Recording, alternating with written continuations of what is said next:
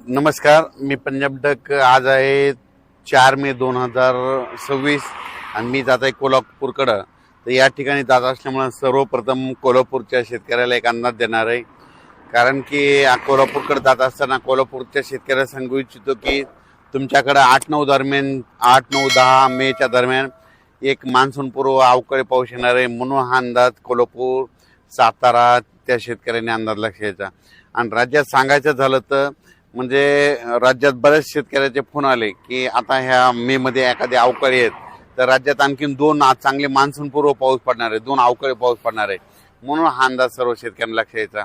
तर राज्यामध्ये 8-9-10च्या दरम्यान सांगायचं झालं तर विदर्भ, पूर्व विदर्भ आणि पश्चिम विदर्भात मग ज्यांच्याकडे हळद असेल तर तुम्ही काय करा, 8 तारखेपर्यंत तुम्ही तुमच्या हळदी काढून झाकून ठेवा. कारण की तुम्हाला सांगू इच्छितो 8-9च्या दरम्यान विदर्भामध्ये वर्धा जिल्हा झालं, नागपूर जिल्हा, भंडारा जिल्हा, गोंदिया जिल्हा, यवतमाळ जिल्हा, चंद्रपूर, गडचिरोली, त्याच्यानंतर अकोला, अमरावती, बुलढाणा, वाशिम ह्या पट्ट्यामध्ये काय होणार आहे, 8-9-10च्या दरम्यान चांगला पाऊस पडणार आहे. म्हणून तुम्ही तुमच्या हळदीची काळजी घ्यावी. हळद असेल तर झाकून ठेवावे. कारण की हा पाऊस विदर्भामध्ये जरा हे जास्त राहणार आहे, पूर्व विदर्भ आणि पश्चिम विदर्भात जास्त प्रमाण राहणार आहे.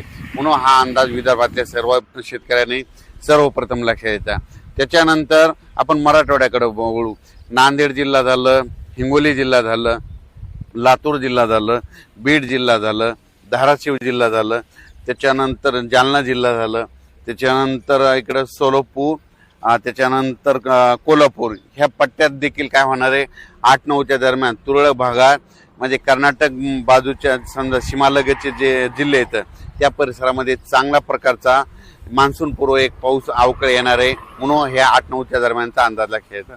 त्याच्यानंतर राज्यात सांगायचं झालं तर मग नंतर परत आणखीन पाऊस येणार आहे का, तर राज्यातल्या सर्व शेतकऱ्याला सांगू इच्छितो की आज आहे 4 मे 2026.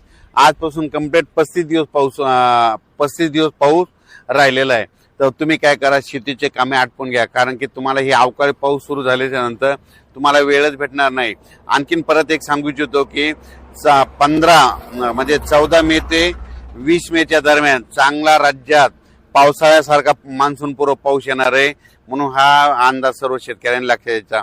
मग ते पाऊस सांगायचं झालं तर जास्त पश्चिम महाराष्ट्राकडे म्हणजे सातारा, सांगली, पुणे जिल्हा, अहिल्यानगर जिल्हा, नाशिक जिल्हा, नंदुरबार जिल्हा, त्याच्यानंतर इकडं सोलापूर जिल्हा, त्याच्यानंतर बीड जिल्हा, धाराशिव जिल्हा, लातूर जिल्हा, जालना जिल्हा, परभणी जिल्हा ह्या पट्ट्यामध्ये चांगल्या प्रकारचा तो मान्सूनपूर्व पाऊस मध्ये येणार आहे. म्हणून तुम्ही शेतकऱ्यांनी काय करायचं, ज्यांची हळद असेल तर तुम्ही काय करा, त्या 14 तारखेपर्यंत ते देखील अंदाज घ्या. त्याचा अंदाज 24 पुन्हा दिलेलाच जाईल.